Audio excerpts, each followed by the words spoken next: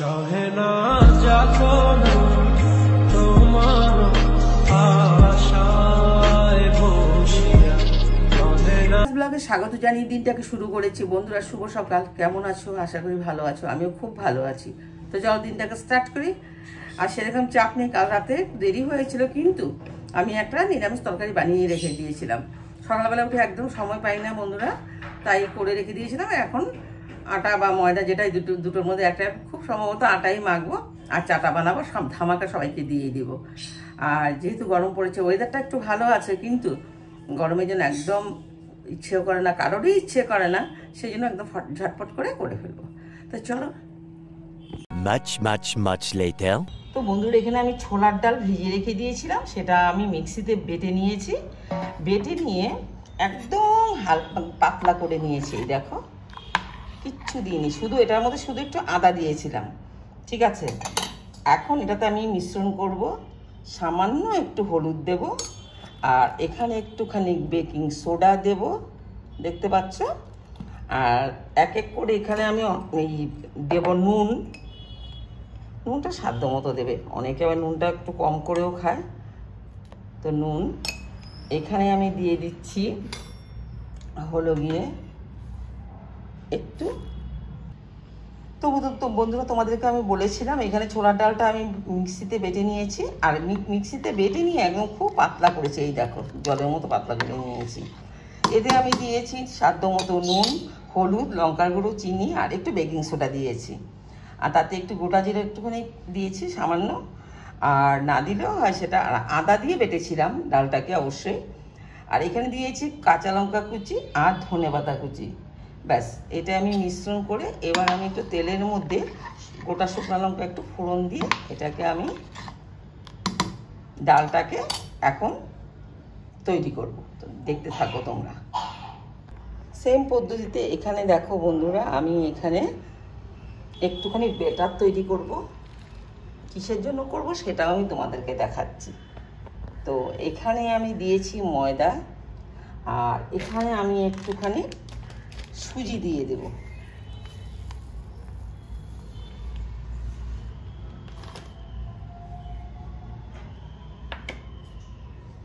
লবণ দিয়ে দিচ্ছি, চিনি দিয়ে দিচ্ছি, আর এখানে হচ্ছে গিয়ে লঙ্কার গুঁড়ো একটুখানি দিয়ে দিচ্ছি। এখানেও একটু আমি বেকিং সোডা দিয়ে দিব, দিয়ে আমি ব্যাটারটাকে তৈরি করব।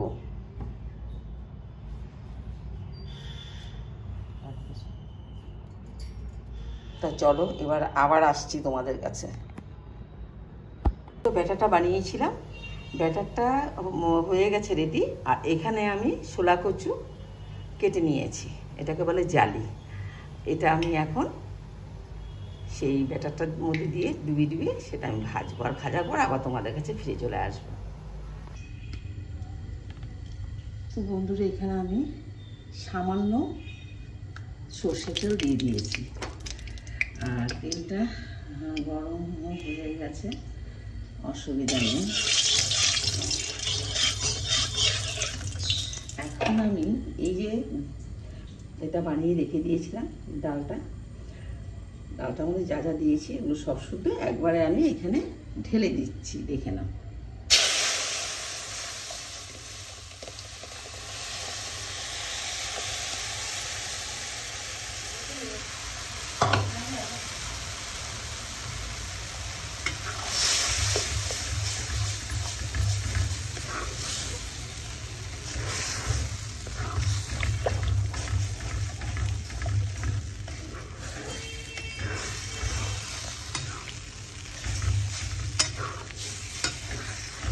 এটা হয়ে যাওয়ার পর আবার তোমাদের কাছে চলে আসবে।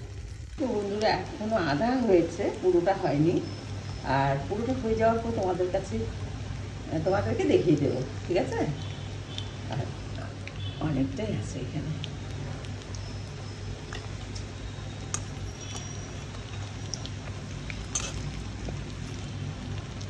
আপনি এখানে এসে বলে যে ওই যে খেয়েছিলাম লম্বা লম্বা, মানে পুরোটা বলতে না পারলেও আমাকে এভাবে বোঝায়, আর আমিও বুঝে ফেলি। এক মারোয়ারি ভাবিও আমাকে বলে যে জানিস আমাকে একটু এটা এনে খাওয়াবি, আমি ভেবেছিলাম আজ সম্ভব হয়ে উঠলো না, না হলে ওকে আমি ফোন করে ডেকে নিতাম। যাই হোক, এখন তো উঠতেই থাকবে, আমি এনে একজনকে সরাসরি ওদের বাড়িতে নিয়ে চলে যাব, ওখানে গিয়ে কেটে দেবো এবং ভেজেও দেবো, তাছাড়া আর হবে না, নিজের ঘরে হবে না সেটা।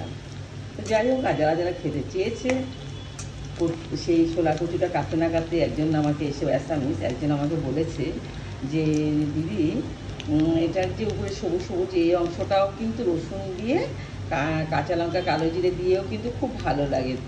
তো আমি ভাবি যে সত্যি ওরাও খেতে খুব ভালোই জানে এটা, আর সত্যি এটা অসাধারণ হয় খেতে। যাই হোক, এই করতে করতে আমার এটা অলমোস্ট হয়েই গেছে। একবার নামানোর পর তোমাদেরকে সরাসরি আমি দেখিয়ে দেবো। সেই যে ডালটা দিয়েছিলাম, এইভাবে আমি এটাকে জলটা শুকিয়ে নিচ্ছি। আর একটু হবে, 5-7 মিনিট হয়তো হবে।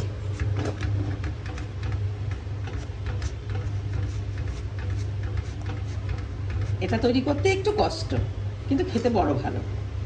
আর যদি বেশি করে রাখো তাহলে তো কোনো অসুবিধাই নেই, সেই কষ্টটাও সার্থকে লেগে যাবে। একদিন বানিয়ে তুমি 3 দিন ভেজে রেখে ফ্রিজে রেখে দেবে, ভেজে আর তারপর ওখান থেকে যে যেরকমভাবে কেউ সর্ষে বাটা দিয়েও খেতে পারে, বা কেউ পোস্ত বাটা দিয়ে, বা কেউ আলু দিয়ে ডালনা খেতে পারে, আবার কেউ তেল ঝোলের মতনও খেতে পারে, আবার কেউ লাউ বা চাল কুমড়োর মধ্যে দিয়েও সেই বড়াটা দিয়েও খেতে পারে, বিভিন্ন ধরনের খেতে পারে। তবে হ্যাঁ, একবার অল্প করে করার থেকে একটু বেশি করে করলে খুব ভালো হয়। এখন আমি এটা করার পর আমি একটা প্লেটের মধ্যে একটু তেল মাখিয়ে রাখবো, রিফাইন অয়েল, সেটার মধ্যে আমি এর ব্যাটারটা দিয়ে দিব।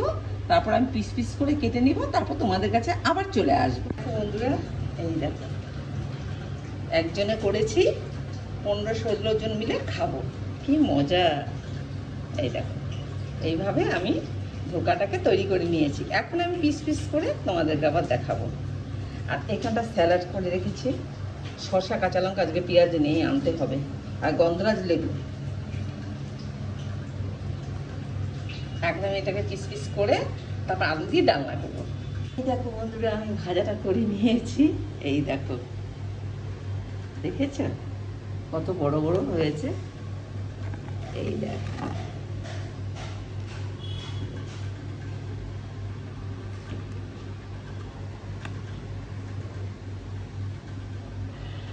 পুরোটা এখনো হয়নি, অর্ধেকটা হয়েছে, আর এই দেখো অর্ধেকটা এখনো বাকি।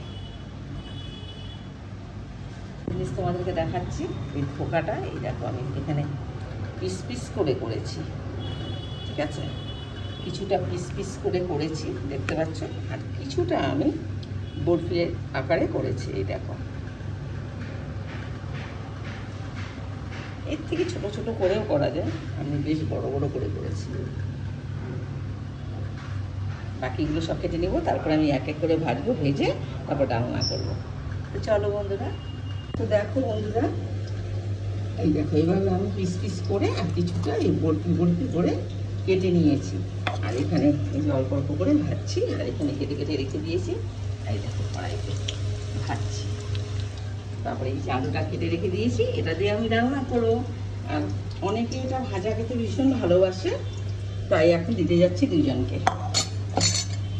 দেখো বন্ধুরা, এইভাবে আমি ধোকা ডানাটা রান্না করে নিয়েছি, আর এখান থেকে দুজনকে দিয়ে দিয়েছি। কেমন হয়েছে অবশ্যই বলবে।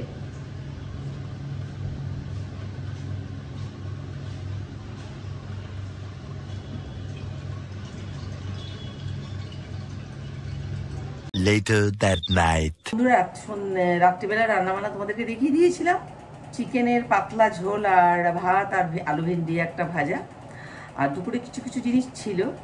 যাই হোক, সেটা সবাইকে খাইয়ে দিয়ে কমপ্লিট রান্নাঘর ক্লিন করে বেডরুমে সরাসরি চলে এসেছি তোমাদেরকে গুড নাইট জানাতে। আজকের ভিডিওটা আমি এখানেই শেষ করে তোমাদেরকে টাটা করে আজকের গুড নাইটটা এখানে শেষ করলাম। আগামীকাল একটা নতুন ভিডিও নিয়ে তোমাদের কাছে আবার সরাসরি চলে আসবো। টাটা।